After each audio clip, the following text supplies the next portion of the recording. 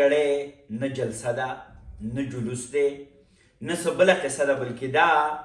خواوشا 10 کیلو یا د دې نه زیات اوړه ویشلی کېږي زما په قام کې په ولس کې. وزیر اعظم کوم چې د پی ډي ایم حکومت ګډ حکومت دی د هغه په سلا باندې زمونږ د خیبر پښتونخوا سی ایم څوک چې په خپله باندې چیف سیکرټري هم پاتې دی او دی پوره په دغه منیجمنټ کې په دې انتظام باندې پوهه انسان دی. نه پوهېږم چې عمر یې ډېر شو نو اوس د هغه منیجمنټ هیر شو که څه وجه وشوه، خو زه چې د مفت اوړو په تقسیم کې دغه اړي ګړي ته ګورم رښتیا خبره دا ده زړه مې ډېر زیات دردېږي. زمونږ ولس په دې ملک کې دومره وږی کړی شوی دی، دومره دا د غربت سره مخ کړی شوی دی چې اوس مونږ دا تپوس نه کوو چې زما حقونه څه شو، ما له پالیسي جوړی که نه جوړی، چا مونږ له یوه نوې پالیسي راوړه، یوه نوې پرمختګ راوړه، یوه ترقي راوړه، بلکې په تروړه اوړو پسې مونږ خویندې میندې ولاړې دي. د ټرکونو لاندې تاسو دا حالات وینئ، د لپاسه نه دیو دا بورې راولي، د چا ملا لګي، د چا سر لګي. د یوې اندازې مطابق خواوشا د 6 نه 7 کسان په پوره پاکستان کې د اوړو په دغه تقسیم کې مړه شو. حکومتونه یا حقیقي لیډرشپ تاسو بهر دنیا وګورئ، مهذبه دنیا، هغه چې کله داسې څیزونه تقسیموي نو هغه ډېر په مهذبه لاره باندې یا په یو میدان کې پیکیجز جوړ کړي او په مخه ترې لاړ شي، خلک راشي ځان له ویسي، یا چېرته په فریج کې یا په بل ځای کې مختلف دکانونو کې دغه څیزونه کېدي، خلک راشي د هغو عزت نفس چې دی هغه نه مجروح کېږي. دلته خو به دیو یوه اوړه ورکوي او په هغې کې به د خلکو دومره تضحیک، تذلیل، بېعزتي وشي، ډېر سفید پوشه خلک نشي تللی دغه ځای له اګر چې هغه غریبانان دي. زما به التجا دا وي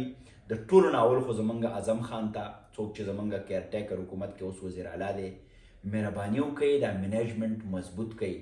ضلعي انتظامي چې څومره هم مشران دي، دا که ډي سیز دي، دا که اے سیز دي یا لاندې خلک دي، زه د هغو نه هم لږ ګیله منې ما چې کله د دکانونو د سیل کولو وخت وي یا په خلکو د پابندۍ لګولو وخت وي یا د ګاډۍ والا د زورلو وخت وي نو دوی ښه چابک وي، ډېر شی پولیس ورسره ومي، خو کله چې بیا د یو وړوکي غوندې منیجمنټ وخت وي زه خو حیران یم لکه دا خو باقاعده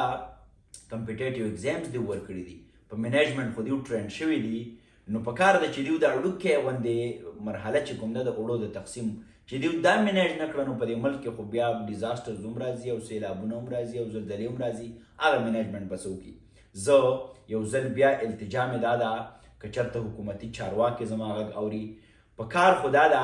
چې اوورال دا اوړه چې دي دا ارزان شوی وی، هر سفید پوشه به تله او د دوکاندار نه به یې راغسته، نو دا څه پولیټیکل سکورینګ دی چې دوی په هغې باندې غټ غټ لیکل دي چې وزیر اعلی شهباز شریف صاحب او بیا زمونږ سی ایم صاحب او د هغو تصویران هم راغلي دي او مفت اوړه تقسیم. ګورئ روژه هم ده، چېرته به مرو، الله هم ګوري، د رسول څه احکامات هم دي، نو هغه یو 2 ګډوزي ځي له مونږ څه سوچ نه کوو که هر عمر به یوازې مونږ پولیټیکل سکورینګ کوو، را روان الیکشن باندې به نظر وي. ولس ته مې هم دا خواست دی، ولس هم مهرباني وکئ، اړی ګړی مه جوړوئ، مونږ هم لږ تالیګرن دي خفه کېږو به نه، خو مونږ حمله که او خفه که، مونږ چې جوړېدا وړه دي او نور څه نشته دی، په الله باندې هم یقین ساتئ، رزق خدای پاک ورکوي. او التجا مې دا د حکومتي چارواکو ته چې زمونږ د قام نوره بېعزتي بدرنګي مه کوئ. نن مې دا هم واورېده د شانګلې نه یو اطلاع ماته راغله چې هلته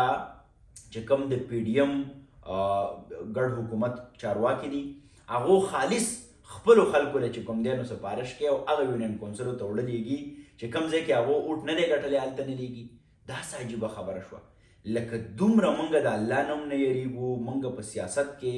دومره د تنګ نظرۍ ښکار شو چې بل انسان که غریب دی که مري خو هغه چې ماله اوټ نه دی راکړی هغه ماته غریب نه ښکاري. بل طرف ته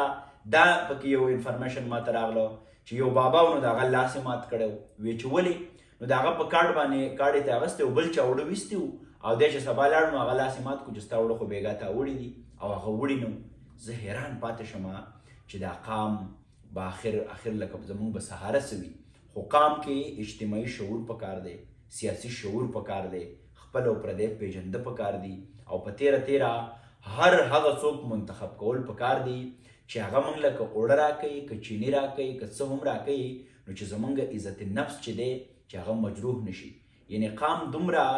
غریب کړی شوی دی، دومره وږی کړی شوی دی چې په تروړه اوړو باندې هغه مرګ ته تیار دي.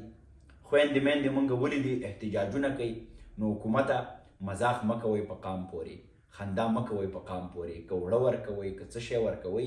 لږ د عزت لمن ونیسئ، لږ په یو ښه ډول باندې دغه تقسیم شروع کوئ.